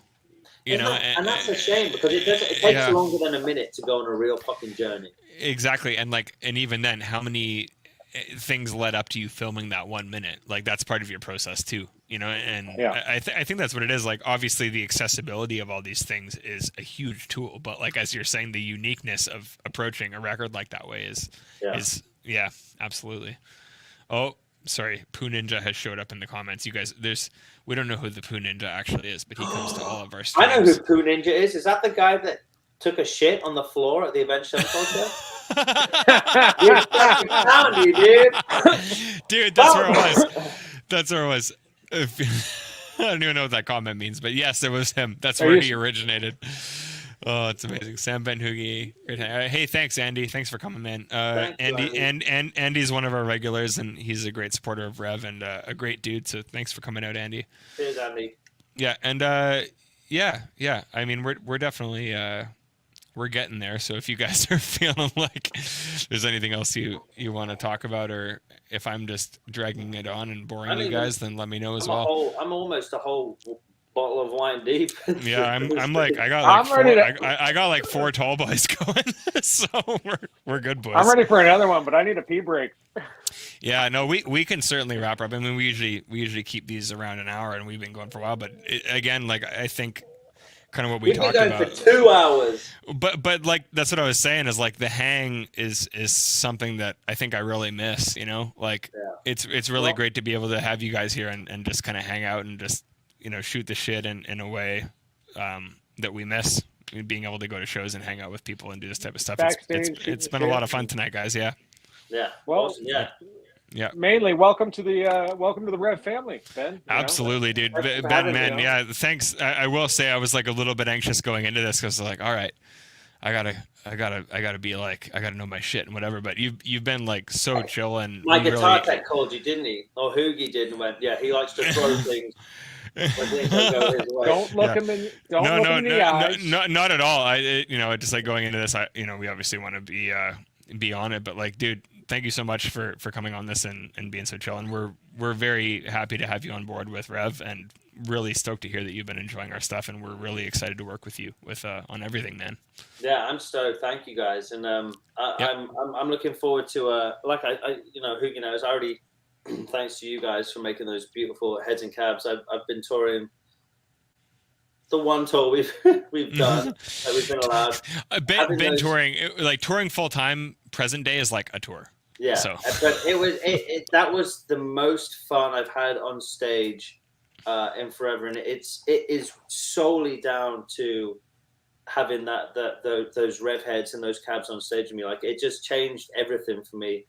And at first, my tour manager was all pissed off. It's like, fuck, live heads, live cabs. This is a real pain in the ass. And I was like, I don't give a shit. I want it. And it's changed. And even like Cameron now is like, fuck, I need live. And our bassist Sam, he's like, I need fucking live. Everyone's from hearing the fun and seeing the fun I've been having live on stage again. They all want it back too. So man, it's been like a revolution for us all.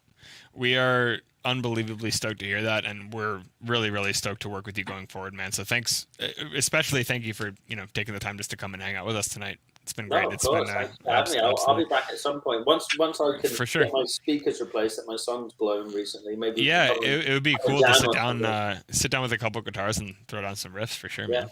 I got some fucking sick guitars in this room too, so it'll be fun. Sick. We'll definitely line that up. I really appreciate you coming, Hoogie. Thanks for lining everything up as usual, man, and tuning in. We'll definitely have you back on some of these as well soon as well. Thanks for having us. Absolutely, guys. Yeah, appreciate it. Everyone have a great night. We'll be back next week. Thank you, guys. Cheers. Be safe out there, boys. Cheers, guys. Thanks again. Take care. Cheers. Yeah. Have a good one. Bye, guys.